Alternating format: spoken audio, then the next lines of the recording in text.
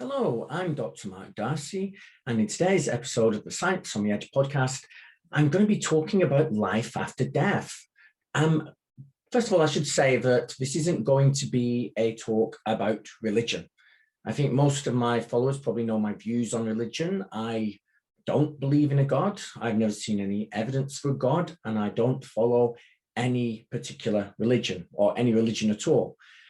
So this isn't what this talk is going to be about. I've given talks before about religion, and I've interviewed people on my podcast about religion. For example, Professor A.C. Grayling was very in-depth talk about religion in that episode. I also interviewed Yasmin Mohammed, an ex-Muslim and writer of a best-selling book called Unchained.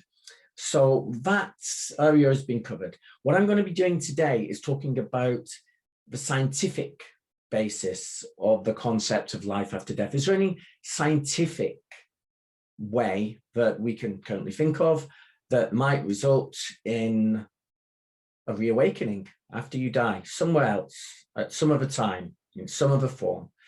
Now, I'm going to be exploring a lot of different concepts to kind of clarify what I mean by that.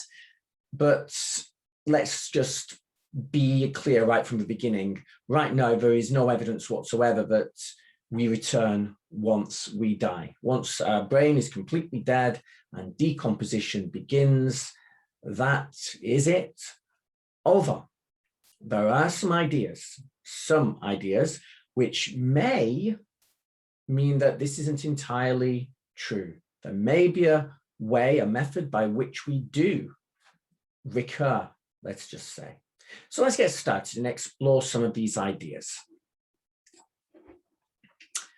Okay, so life after death. So let's start with a very famous quote from a very famous man, René Descartes. Cogito ergo sum. Cogito ergo sum, Latin for I think, therefore I am. It's a dictum coined by the French philosopher René Descartes in his Discourse on Method, 1637, a long time ago, as a first step in demonstrating the attainability of certain knowledge. It is the only statement to survive the test of his methodic doubt. The statement is indubitable, as Descartes argued in the second of his 6 meditations on first philosophy, 1641, because even if an all-powerful demon were to try to deceive him into thinking that he exists when he does not, he would have to exist in order for the demon to deceive him. Therefore, whenever he thinks, he exists. Furthermore, as he argued in his replies to critics in the second edition, 1642 of the Meditations, the statement, I am some, expresses an immediate intuition, not the conclusion of a piece of reasoning regarding the steps of which he could be deceived, and is thus indubitable. So we know we exist right now in this actual moment. We don't know if we existed yesterday, we don't know if we'll exist tomorrow, and we don't know if we existed when we went to sleep last night, when we were in deep unconscious sleep. But we exist now. But what happens when the cogito stops? The cogito, and we stop thinking at the end of our lives, when our bodies cease to function. What happens next? Well, for many thousands of years, countless numbers of religions with countless numbers of gods have stated all sorts of possibilities, but many of them include some sort of afterlife, some sort of heaven or hell or purgatory or whatever, where we continue to exist. Some religions advocate reincarnation, that you fall asleep, you wake up again in another body with no memories of your previous life. But there's zero evidence for any of those ideas. Zero evidence, I'm afraid. Just some texts written in some old books with no witnesses to the various miracles that are discussed. So we can very easily dismiss the religious ideas of life after death. So what's left, scientifically speaking? Are there any scientific methods or possibilities that may result in life after death. Well, we'll start with a good old chestnut, the big crunch, the big crunch. So the universe is expanding. And for many years, it was thought that eventually that expansion that began with the Big Bang would slow down, that gravity would overtake and overpower the force of that explosion and start slowly to drag everything back in again. Now, this might take billions of years, trillions of years, but the idea was eventually, at the end of the universe, there would be a big crunch and everything would implode back to a singularity, an infinitely dense, infinitely small singularity of matter and energy. But then what next? Well, one idea is that when that occurred, this would trigger another Big Bang, followed by another big crunch, another Big Bang, another big crunch, forever, for eternity, without end, a cyclical universe. Now, perhaps every time there was a Big Bang, there would be a different universe with even different laws of physics, with different creatures evolving, with different planets, stars, etc., etc. But possibly when the Big Bang occurs another time, everything would repeat exactly as it was this time. Or if it didn't repeat in the next Big Bang, if there is an infinite number of Big Bangs, sooner or later, everything would repeat. Every particle of matter and energy would find itself in exactly the same spot as it is now, an infinite number of times, resulting in a rebirth of you, with the same matter, the same thoughts, the same ideas, the same experiences, and the same life. Therefore, you would be immortal. You would have no memory of previous lives, but you would be immortal, in effect. You would never stop, you would never end. But there are some flaws with this. Well, first of all, currently physicists don't think there will be a big crunch. Since the discovery of dark energy, it was realized that the explosion isn't slowing down, it's speeding up. Since the Big Bang, the universe started to expand. Gravity was powerful, dark energy was weak, but as the universe got bigger, more and more dark energy was generated, and the speed of expansion is increasing. If this theory is true, there couldn't be a big crunch because the universe will just forever get bigger and thinner until there is an even distribution of energy in an almost infinitely big universe. No big crunch. Although there are some ideas that in that situation, a big crunch could still happen. But at the moment, this theory doesn't seem brilliant, but still possible. There's a lot we don't yet know about physics. So, an infinite-sized universe. This is another idea. Well, if the universe is infinitely big right now, could be, we can only see about 13.9 billion years or so into the past. But that's just our light cone, so to speak. But we don't know that's how old the universe is. We don't know that's how big the universe is.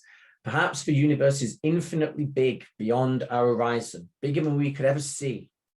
And if the universe is big, infinitely big, could be infinitely big, there could just be an infinite number of stars, galaxies out there.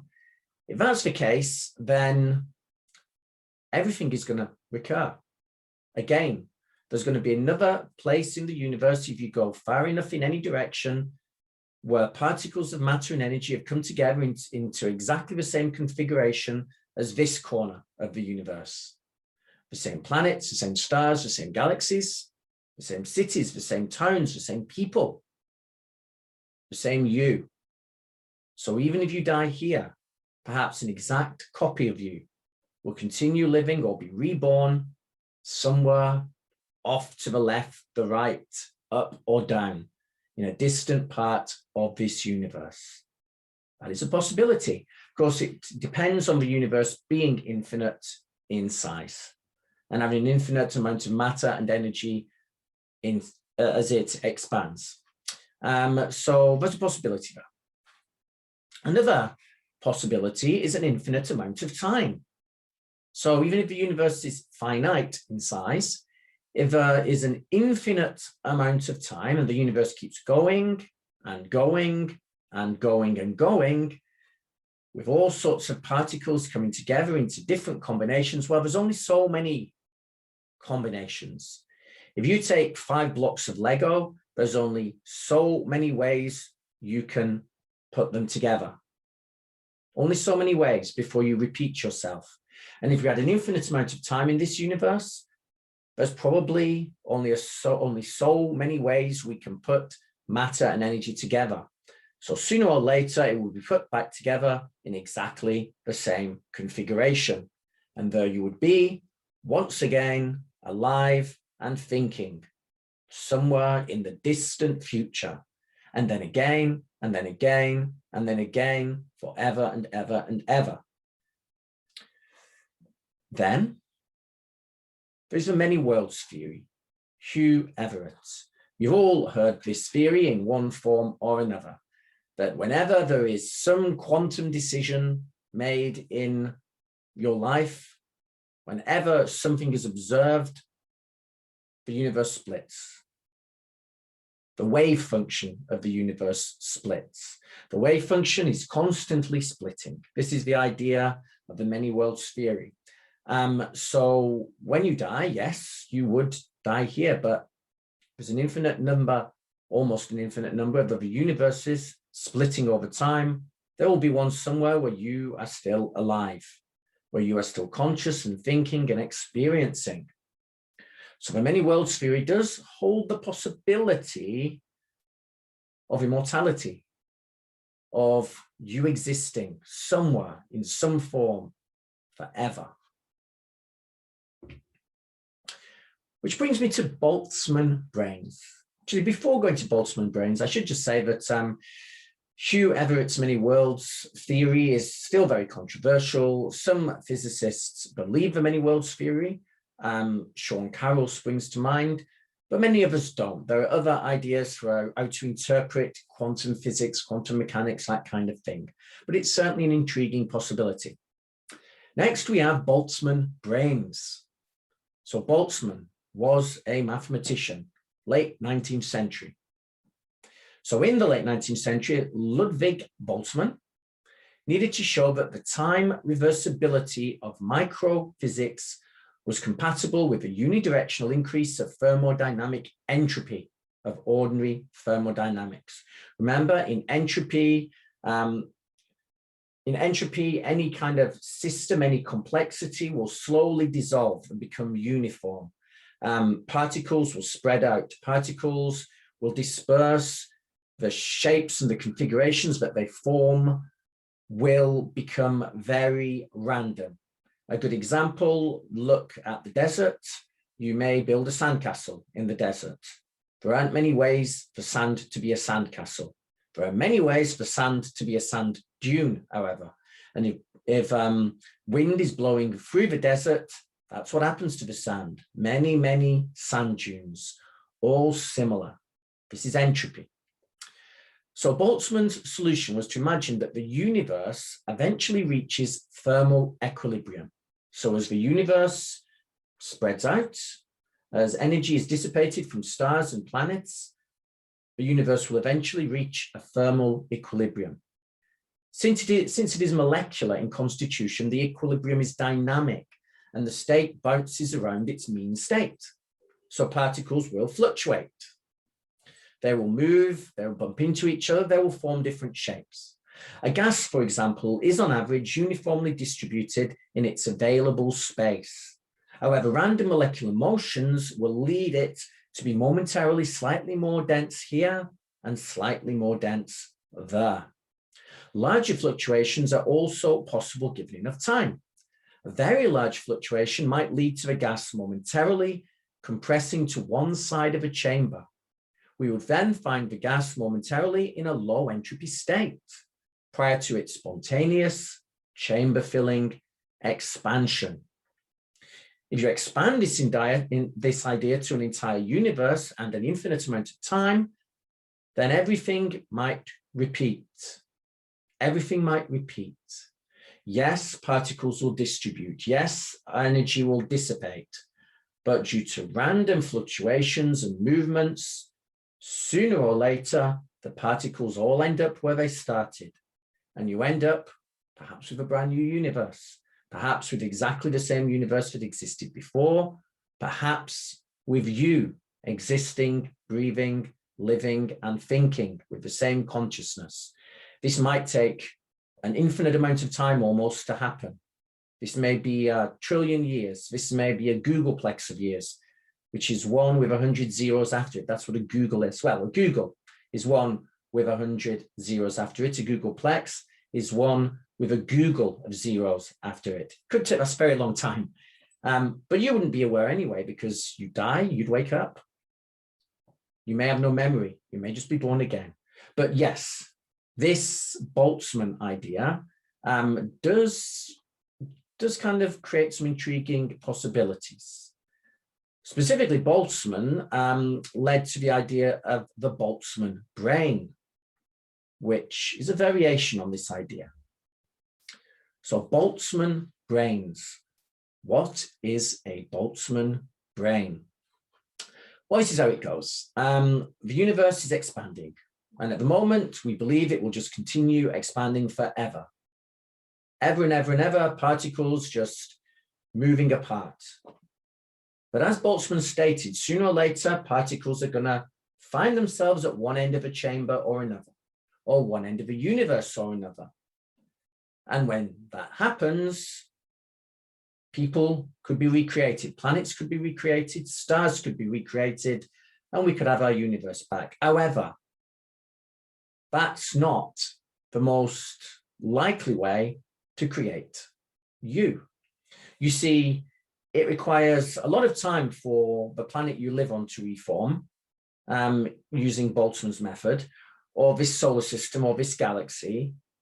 But you, just you, your brain, your mind being reconstituted for a split second, or a few seconds, or a minute in a tiny, tiny pocket of the universe, well, that in theory could happen much more often.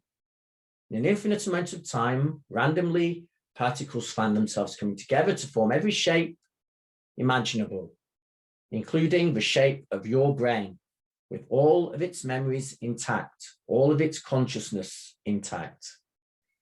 You would suddenly come into existence, floating in the universe, somewhere in the distant future. Perhaps with a pocket around you, so you feel like you're in the same room that you're sitting in right now. And you believe there is a planet outside that room, and a universe, and all the other people.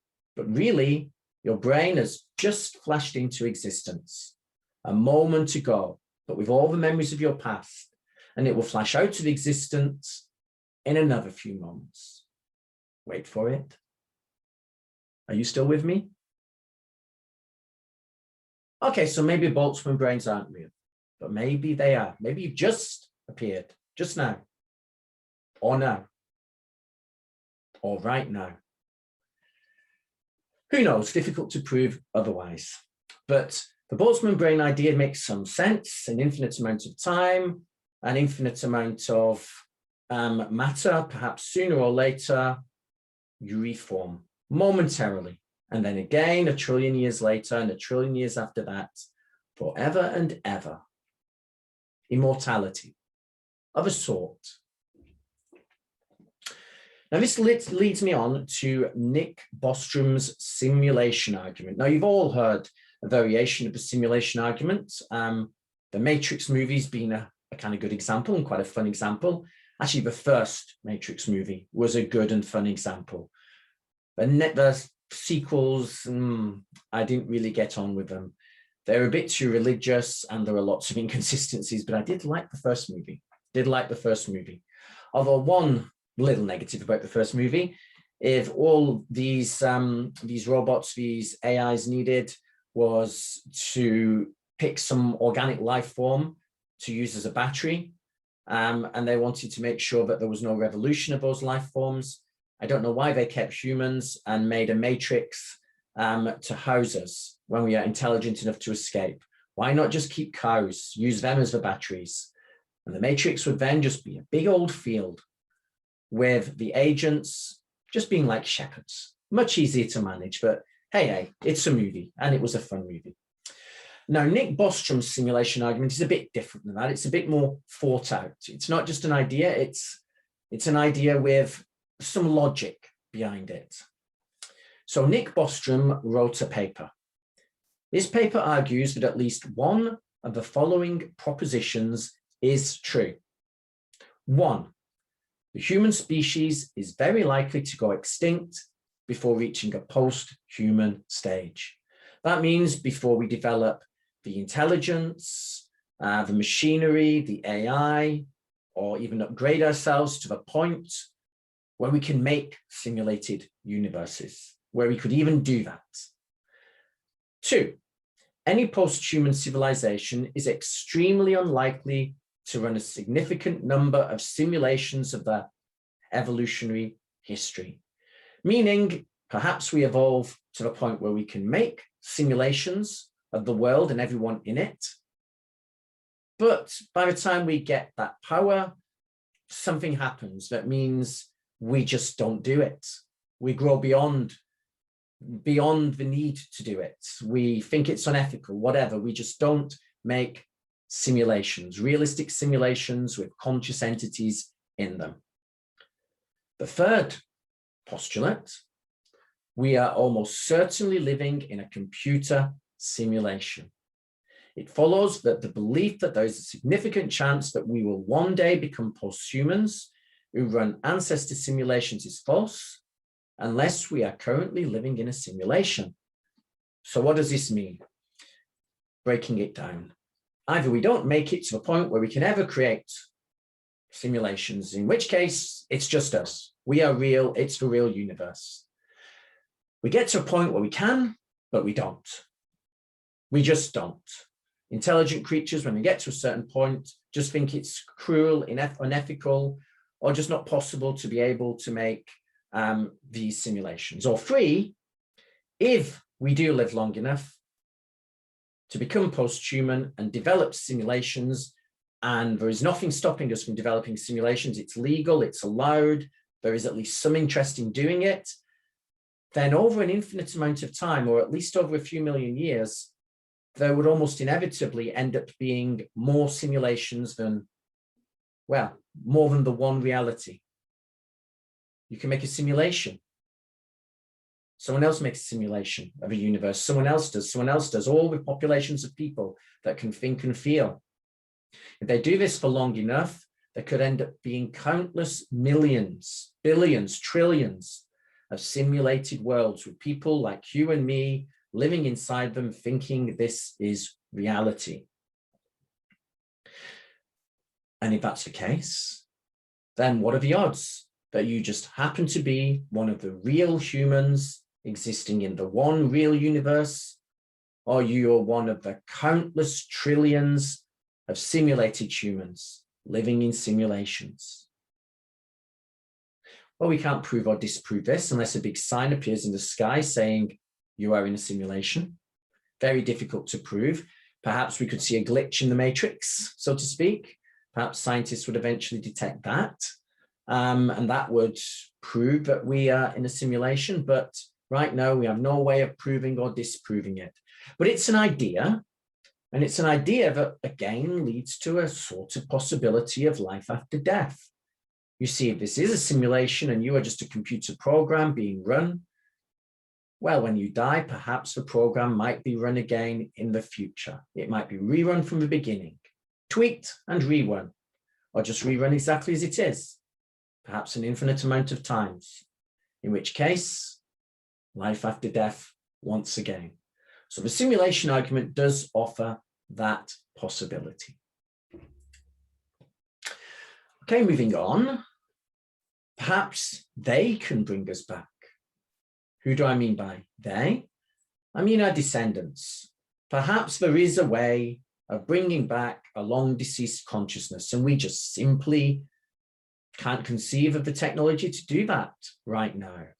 But maybe sometime in the distant future, our descendants maybe our descendants a million years from now, may develop the technology to bring back long gone consciousnesses such as yours and mine.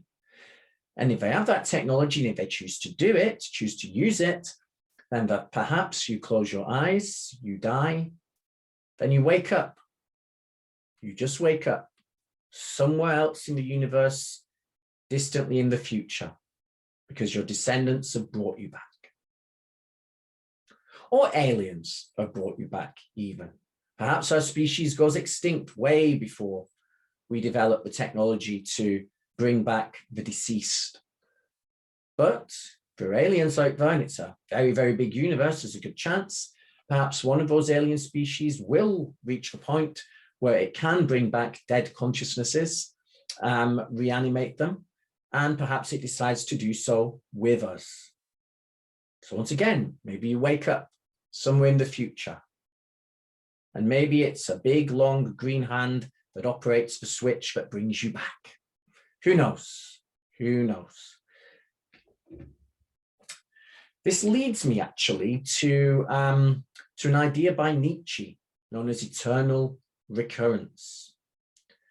The doctrine of eternal recurrence, a basic conception of it, was in a dialogue of Nietzsche's called Thus Spoke Zarathustra. Basically, it is asked in this, sort of discussion that he writes about, the question, how well disposed would a person have to become to himself and to life to crave nothing more fervently than the infinite repetition without alteration of each and every moment. Basically, this idea of eternal recurrence is that perhaps you recur. Your entire life is just repeated. And we already discussed some ways that might happen. But if it does happen, and your exact life is repeated again and again and again, an infinite number of times, then you better have a good life now. All of these moments that you have of worry, of denial, of depression, all the negative things that you experience during your life, many of them caused by you procrastinating, not reaching for something you want, something good. If you just had to repeat your life and all of those negatives that you caused to occur within your life are repeated too, then eternity could be incredibly depressing. All those bad experiences over and over again forever. Which makes me think that I better have a good life. I better try to enjoy as much of this life as I can, try to do as much good as I can, try not to miss opportunities, because if I miss them this time, then I might miss them an infinite number of future times. Live the life that you would like to live again. That's basically what Nietzsche was saying. Okay, I'm going to finish off by sort of summarizing a little story by Isaac Asimov. I'm not going to read the story. It was one of his short stories, and it was actually his favorite, but I'm going to sort of just paraphrase his story. So it was an idea he had for immortality, or at least immortality of the universe. It begins like this. Some huge computer has just been designed and switched on. This is a little in the future. A single computer which will now develop new modes of transport, new medicines, all of these things for humanity. The entire humanity is celebrating this supercomputer, this AI, if you would, as being built. And the two technicians that help to run this computer, they're celebrating. And one says to the other, you know, this computer now has come up with a new power source, a power source that will rely on the sun and use the energy of the sun perfectly. We'll have more energy than our species ever needs. But then this technician's colleague says, yes, but That's not strictly true. Sooner or later, stars will use up their energy. The energy will go, even the energy of the sun. What will we do then? So the second technician says, well, we'll ask the computer. And he asks the computer, is there a way of reversing entropy so that the energy that is lost from the stars can be brought back? And the computer says, not at this time. I can't make that calculation. There is insufficient data. And that's the first part of the story. Then we move forward into the future. Many years into the future, humanity's expanded out of the solar system. We are filling the galaxy. There's a new version of this computer now. It's the size of a planet. And once again, there is a guy floating around in his spaceship, wondering with his friend, but wait, we have now filled a galaxy and we're exploiting all of the energy in the galaxy. But what when the galaxy's energy runs out, the stars burn out? Can we reverse entropy? Can we get the energy back? And his friend says, let's ask the computer. And he asks the computer says insufficient data at this time. We now fast forward far into the distant future. We've expanded out of the galaxy. We have used up the energy of other galaxies, and we're rapidly filling the galaxies and using the energy of the stars. Now humans, well, the descendants of humans are floating free in space, formless. And the descendants of that first computer that still helps humanity is now in some sort of interspace, some sort of almost separate dimension, but it still is there. And it can still answer questions of humanity and solve puzzles for them. So one of these posthumans asks this computer, we are filling the galaxies. We are using up the energy. Is there a way to reverse this? Can entropy be stopped? What will happen when we run out of energy? The computer says, insufficient data. Now you fast forward to the end of the universe. The stars have all gone out. There is very little energy available in the universe. It's dark and it's cold. Most of the posthumans have now merged with this computer. There's one left, floating around in space. Concerned, this posthuman asks the computer, is there a way that we can reverse this? Can we start again? The computer says insufficient data. And with that, this last posthuman also joins the computer, and the universe is empty. It's empty, it's cold, it's dark. There is just the computer, this infinitely powerful, infinitely large computer. And this computer remains floating in the universe for a countless amount of time, till eventually it has enough data. And it utters the following words: let there be light. And the universe starts again. Good story, yes? Isaac Asimov was a brilliant writer. Okay, so that's the end of my little lecture today. Thank you for listening. You can follow me on Twitter at Mark of the D. That's at MarkOfthe capital D. My website is scienceontheedge.com. And if you'd like to support my podcasts, you can simply go to my website, scienceontheedge.com, and click on the donate button. But that's all for now. Thank you very much for listening, and I will speak to you all again very soon. Goodbye.